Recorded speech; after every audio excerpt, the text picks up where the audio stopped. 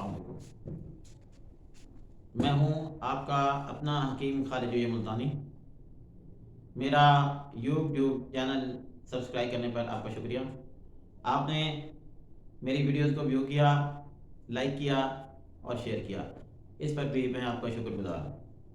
آج کی میری یہ نئی ویڈیو ہر گھر کے لیے ایک اہم ویڈیو ہے۔ یہ بیماری جو کہ ہر گھر میں گھس چکی ہے اور ہر گھر میں کوئی نہ کوئی شخص اس بیماری میں مبتلا ہے۔ آج میں اس کے لیے ایک بہترین سا نسخہ دیتا ہوں جس سے اس بیماری پر مکمل کنٹرول ہو جائے گا، اور ہو سکتا ہے بلکہ کافی زیادہ چانسز ہیں یہ بیماری مکمل طور پر جان چھوڑ جائے۔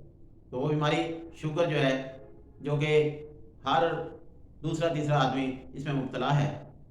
تو آج اس کے لیے ایک آسان سا نسخہ، آسان تیاری، آسان استعمال اور کثیر الفوائد، بہترین فائدہ اس کا۔ تو سب سے پہلے میں اس کے اجزاء بتا دیتا ہوں۔